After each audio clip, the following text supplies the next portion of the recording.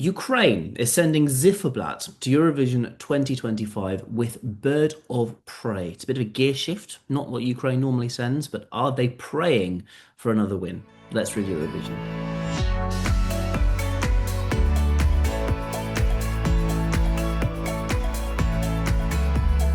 Yeah, Ukraine. I mean, we all know Ukraine can do Eurovision. They won pretty recently. They nearly always come in the top 10. They came third last year with a brilliant, brilliant entry. What do we think they're going to do this time? This is a little bit of Bird of Prey. I'm begging you, please just leave. Share my heart with someone who cares of me and my little bird.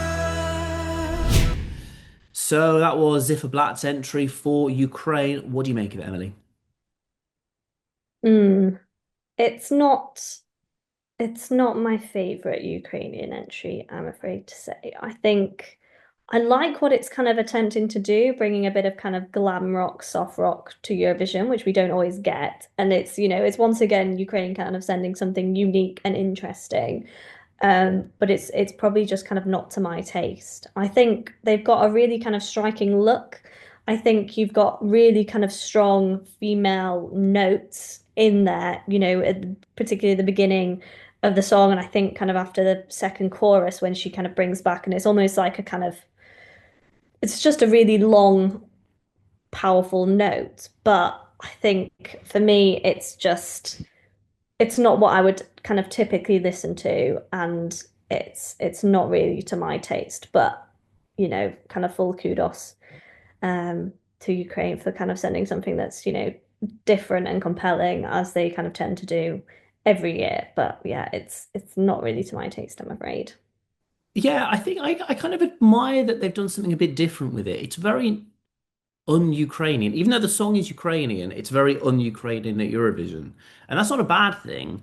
But when Ukraine's track record is so good, it's kind of if it's not broken, why try and fix it?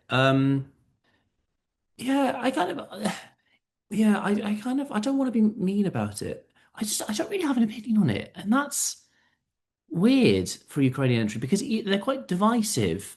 Either you really, really love it, or as the case with Stefania, I really didn't like it, to be honest. I think, well, I think we all know why it won, really. It wouldn't have won any of the year.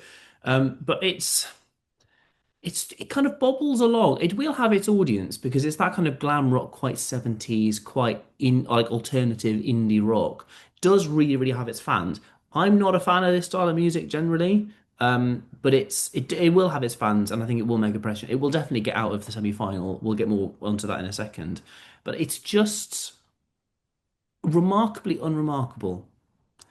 And that's not what Ukraine does. If there's one thing that they do, it's push the boat out. And I think this is just, it's not by any means a vintage Ukrainian entry. And I'd be willing to put it as their poorest entry, probably in the last like 15 years. Yeah, it's not really for me. Even the one that they came 22nd with when they hosted Time, I preferred to this, I think. I listened to that more than I listened to this. So yeah, a little bit of disappointment from me personally, but it will need to qualify from the first semi-final. It's going in the first half. What do we think it will do in the final if it gets there? And what's your score out of 10, Emily? Yeah, I mean, as is Ukraine, I think it's definitely kind of getting out of the semi-final and into the final. I think how it actually does, it's really hard to say because there is that market for this kind of soft glam rock type.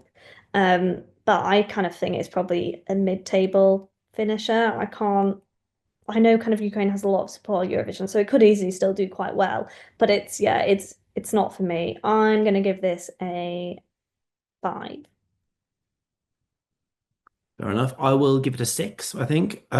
Because again, there's no bad elements about it. It's just quite unremarkable, and it's quite I can't see. And Ukraine can do staging, so unless they pull something really out of the bag and do something remarkable, a bit like what they did with the Shum, which the studio version before Eurovision I wasn't a fan of, and then it came to life on the stage. will be needed here, I think, to give this like a top 10 chance. I agree with you. I think it'll be mid-table in the final because this will have televote support because it's Ukraine. The juries, I mean, they may respect it because, again, there's no bad vocal in it, but I just, again, remarkably unremarkable. And it's not very Ukraine to settle for unremarkable, frankly. That's what we think. We think it's going to go to the final. What do you think? Do let us know in the comments. The comments are open. Hit subscribe and then hit the bell. You'll get notified every single time we upload new content. And we're in podcast form, and we're on Instagram, and we're on TikTok. We're everywhere. We're like an in plague. Thank you very, very much for watching, and we'll see you next time.